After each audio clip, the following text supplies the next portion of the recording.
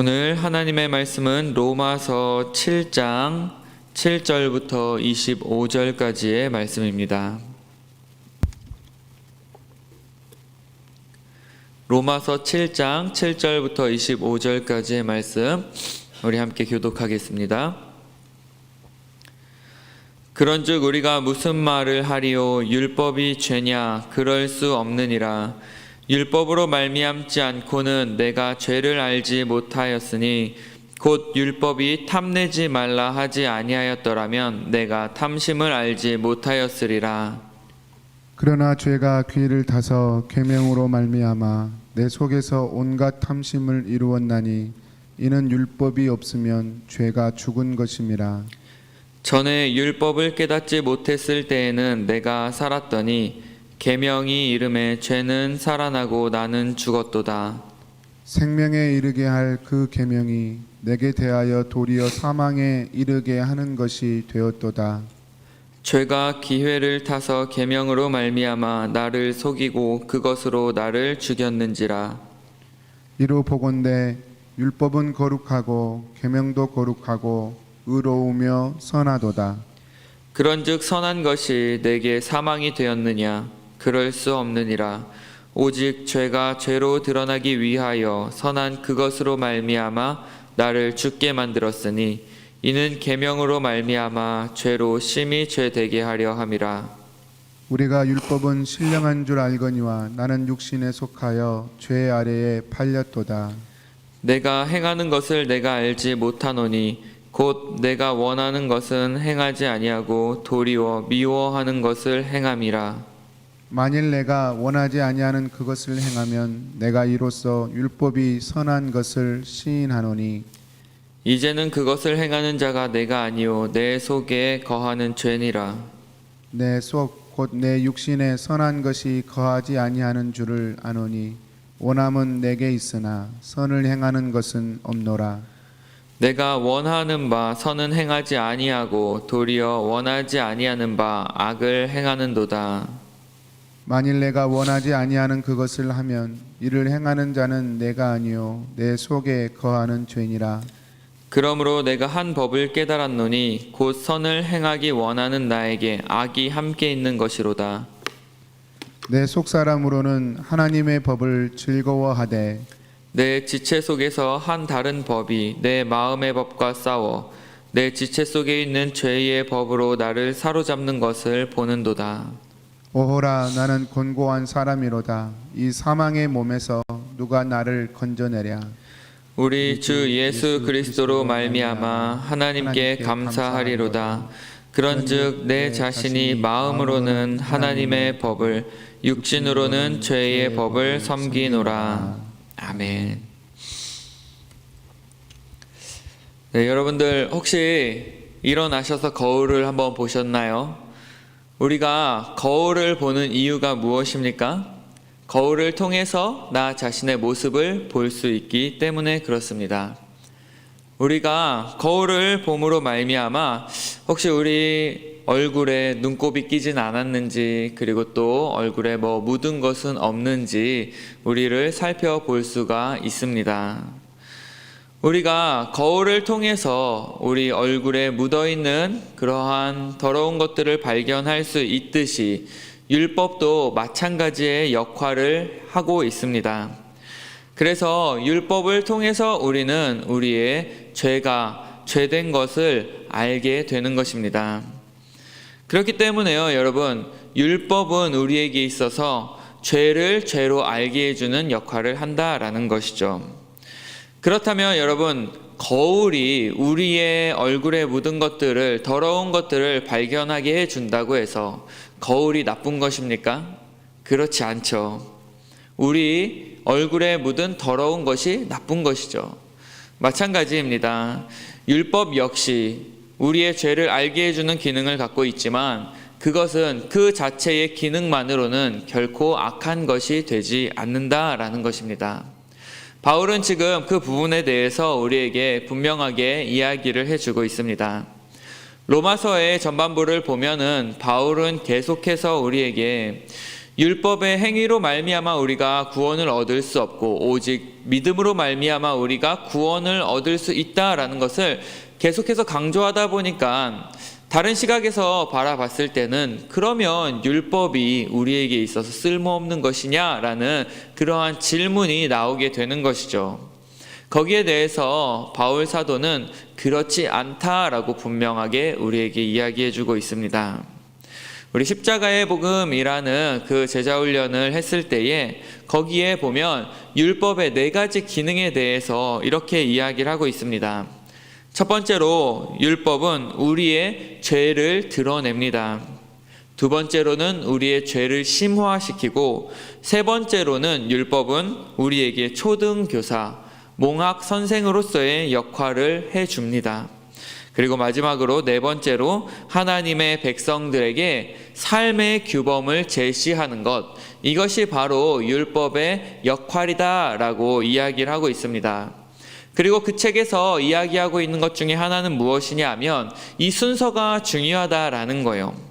율법을 통해서 우리의 죄가 드러나고 그것이 심화되고 그리고 그것이 우리에게 몽학 선생으로서 우리를 가르치고 삶의 규범을 제시하는 이 순서로 가야지, 이것이 만약에 반대로 이루어진다면 그것이 율법주의가 되고 문제가 되어진다라는 것이죠.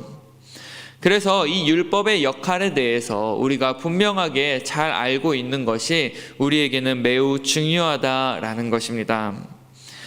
그런 우리가 성도라고 이야기하는 사람들은요, 어떤 사람들입니까? 바로 예수 그리스도를 믿음으로 말미암아 죄에서 종노릇하던 그러한 옛사람은 죽고 이제는 그리스도 안에 있는 새로운 생명을 얻은 사람들을 우리는 성도라고 이야기를 합니다.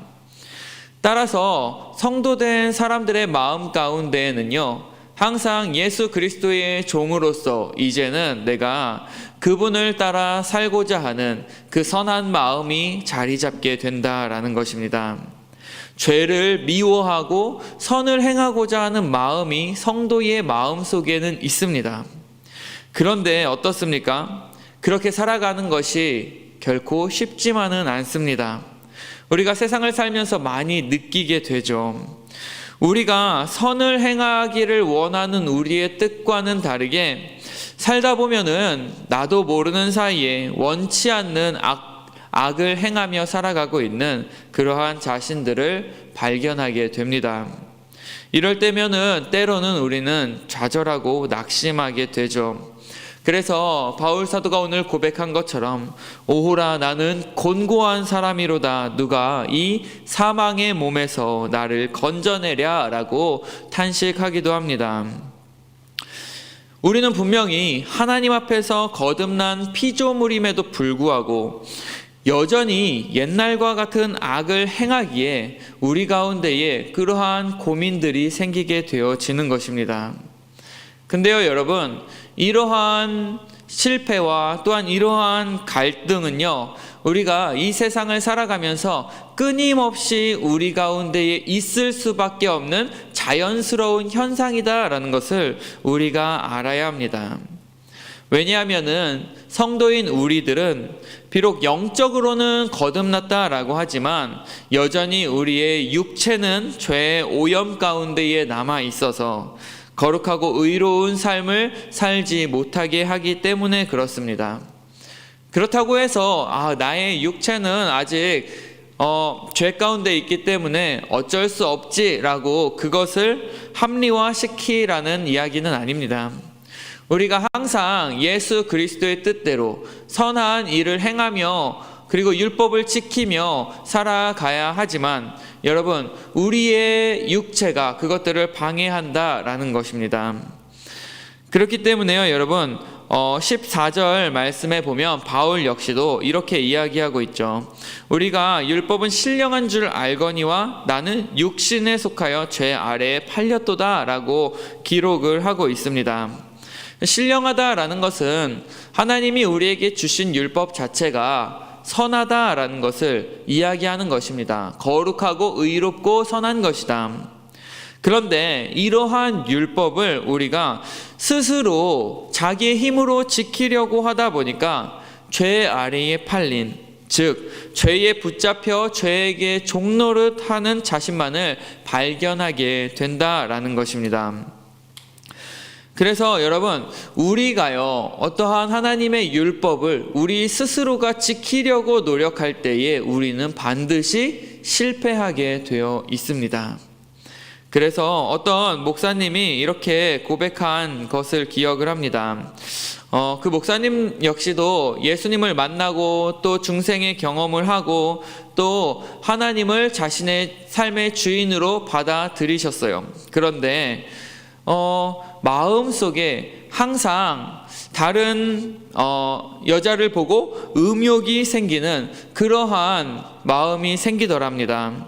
그래서 그런 말씀 있잖아요. 여자를 보고 음욕을 품는 자마다 이미 간음하였느니라 라는 그러한 말씀을 또 듣고 또 그 말씀을 마음에 새기고 내가 이제 다시는 여자를 보고 음욕을 품지 말아야겠다라는 마음을 계속해서 가졌다고 해요. 그래서 그 이후로부터는 여자를 보면 음욕을 품지 않으려고 엄청 노력을 했다고 해요. 일부러 지나가는 여자들을 바라보지도 않고 여자들이 있는 곳은 멀리 피하고 그러한 TV 프로그램이 나오는 것들도 일부러 채널을 돌려서 다른 곳을 보았다고 합니다. 그런데 그렇게 애를 쓰고 애를 쓸수록 오히려 더 그쪽으로 자신의 포커스가, 자신의 관심이 가는 것을 발견하게 되었다라는 것입니다. 그래서 죄로 인해서 너무나도 무능한 자신을 발견하고 괴로워하던 중에 다른 친구 목사님을 만났는데 그 목사님께서 이렇게 이야기를 하셨다고 해요. 나도 그런 체험을 많이 했다. 그런데 우리가 우리 자신을 바라보고 우리 자신이 그것을 지키려고 하기 때문에 우리는 실패하는 것이다. 그러니까 우리는 그 율법 자체, 그리고 내가 그것을 지키려고 노력하는 자체를 바라보는 것이 아니라 오직 예수 그리스도를 바라보할 때 우리가 그것들을 이겨나갈 수 있다. 이것이 바로 참된 신앙이다 라고 이야기를 하더랍니다.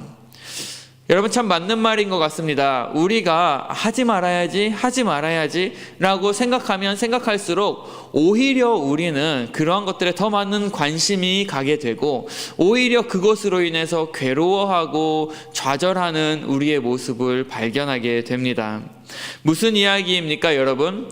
우리가 죄로부터 벗어날 수 있는 방법은 계속해서 그 죄를 묵상하고 그 죄를 짓지 않으려고 노력하는 것이 아니라 반대로 우리가 우리의 주인 되신 예수 그리스도를 바라보는 것, 이것이 바로 죄를 이길 수 있는 방법이다라는 것을 우리에게 보여주고 있는 것입니다. 그래서요, 여러분, 혹시 여러분들이 지금 죄 가운데에 힘들어하고 있는 부분이 있습니까? 그렇다면 이제는 더 이상 그 죄를 생각하고 그 죄를 이기려고 스스로의 힘으로 이기려고 노력하는 것에서 멈추고 오직 그리스도이신 예수를 바라보며 나아가는 저와 여러분들이 되시기를 원합니다. 그러할 때에 주님께서 우리에게 그것들을 이길 수 있는 힘을 주실 것입니다. 우리 15절 말씀에 역시 바울 사도가 겪는 신앙적인 고뇌에 대해서 이야기를 하고 있습니다. 뭐라고 이야기합니까? 내가 행하는 것을 내가 알지 못하니 곧 내가 원하는 것은 행하지 아니하고 도리어 미워하는 것을 행함이라 라고 이야기를 하고 있죠. 여러분, 우리가 원하는 것을 행하지 못하고 도리어 미워하는 것을 행한다라는 것입니다. 즉 뭔가 반대로 됐다라는 거예요. 그렇잖아요, 여러분. 사람이 심리가 이상한 것이 꼭 하지 말라는 것을 더 하고 싶은 마음이 생깁니다. 그래서 어린 아이들도 보면은 하지 말라는 것을 더 해요. 그러다가 혼나죠. 마찬가지로요, 우리 크리스찬들도요, 하나님이 하라는 것보다는 하지 말라는 것에 더 많은 관심이 있고 그리고 또 그것을 더 행하고 싶어 하는 마음이 우리 가운데 생긴다라는 거예요. 왜 그럴까요? 참 신기하죠. 그래서 처음에 하나님께서 에덴 동산을 만드시고 아담과 하와에게 말씀하신 한 가지 하지 말라는 것이 무엇이었습니까? 바로 선악을 알게 하는 나무의 열매를 먹지 말아라 라고 이야기하셨어요. 그런데 어떻습니까? 꼭 하지 말라는 것을 해서 문제가 생기죠. 하나님이 하라고 했던 것들 너무나도 많이 있었습니다. 그런데도 불구하고 사람은요, 하지 말라라는 것을 한다라는 거예요. 여러분, 이처럼 우리 마음 가운데는요, 이러한 선한 것을 행하는 것과는 반대로 악한 것을 행하고자 하는 마음이 또 자리 잡고 있다라는 거예요. 그렇기 때문에요, 기독교를요, 우리가 투쟁의 종교다라고도 이야기를 합니다. 그 사탄과의 싸움, 그리고 세상과의 불의한 싸움, 그리고 나 자신과의 싸움, 그 싸움 가운데에 우리는 계속해서 살아가고 있다라는 것이죠. 그래서 어떤 신학자는 기독교인은 걸어다니는 전쟁터다라고까지 이야기를 했습니다. 우리는 이러한 온갖 것들과 싸워서 승리해야만 한다라는 것이죠. 그러므로 여러분, 우리가 이러한 갈등 가운데에 있다라는 것은 우리가 지금 잘 싸우고 있다라는 증거가 되기도 합니다. 만약에 우리가 이 세상을 살아가면서 이러한 갈등과 이러한 고뇌와 이러한 근심과 걱정이 없다면 우리는 이 세상을 너무나도 편안하게 살아간다라는 증거가 되고, 그것은 우리가 하나님의 뜻대로 살고자 하는 그러한 마음이 없다라는 것을 보여주기도 하죠. 그렇기 때문에요, 여러분, 우리가 그렇게 지금 힘들고 어려운 삶을 살아간다라는 것은 우리가 늘 하나님과 나 자신의 관계를 돌아보고 있다라는 증거가 되는 것입니다. 하나님과 자신의 영적인 관계에 대해 관심이 없는 사람은요, 이러한 영적인 고민도 하지 않게 되는 것입니다. 그렇기 때문에 여러분, 힘들고 어렵습니까? 그러면 지금 우리가 잘 싸우고 있다는 증거가 됩니다. 그렇기 때문에요, 여러분, 우리가 항상 이 세상 가운데에, 그리고 나 자신과의 싸움 가운데에 정말로 승리할 수 있는 여러분들 되시기를 원합니다. 그래서 제가 청년들에게 항상 이야기하는 것이 있어요. 우리가 크리스찬으로서 살아간다라는 것은 결코 쉬운 것이 아니다. 그리고 항상 우리가 크리스찬으로서 살아갈 때에 우리의 삶 가운데에는 크고 작은 문제들이 있을 수밖에 없다. 왜냐하면은 우리의 그 크리스찬으로서 살고자 하는 모습과 이 세상의 가치관이 너무나도 다르기 때문이고, 또한 내가 주님을 위해서 살고자 하는 나의 그 영혼과, 그리고 죄의 영향력 가운데 있고자 하는 나의 육신이 계속해서 대립하고 있기 때문에 우리가 이 세상을 살아갈 때에는, 크리스찬으로서 살아갈 때에는 문제가 있을 수밖에 없다라고 이야기를 합니다. 만약에 그것이 없다면 우리는 참된 크리스찬으로서의 삶을 살고 있는지 돌아볼 필요가 있다라고 이야기를 합니다. 여러분, 정말로 우리는 이러한 수많은 싸움 가운데에 살고 있지만, 정말로 그로 인해서 우리가 좌절하고 실패할 때가 많이 있지만, 그러할 때 우리가 낙심하는 것이 아니라 우리가 더욱더 하나님을 바라볼 수 있어야 합니다. 그 십자가의 은혜를 우리가 더 간절히 사모할 수 있어야 된다라는 거예요. 왜요? 우리의 힘으로는 그것들을 이겨낼 수가 없기 때문에 그렇습니다. 전도서 기자는 전도서 7장 20절에 이렇게 이야기합니다. 선을 행하고 죄를 범치 않는 의인은 세상에 아주 없느니라 라고 말씀하고 있어요. 우리는 크리스찬으로서 살아가면서 하나님의 뜻을 행하는 데 성공하는 것보다 어쩌면 실패할 때가 더 많을 수도 있습니다. 그러나 그런 실패자이기 때문에 우리는 더욱더 자기 자신을 믿지 않고 그리스도의 은혜를 믿을 수밖에 없는 것입니다. 그래서 여러분, 참된 신앙은 무엇이냐 하면 바로 나를 바라보는 것이 아니라 오직 우리의 구세주이신 예수 그리스도를 바라보며 살아가는 것이다 라고 우리가 이야기할 수 있을 것입니다. 그래서 여러분, 우리가 오늘 하루를 살아갈 때에도요, 정말로 우리가 선을 행하려고 하다가 낙심하고 좌절할 때 많이 있을 것입니다. 그리고 내가 정말로 하나님의 뜻을 행하려고 하다가 실패할 때 더 많이 있을 것입니다.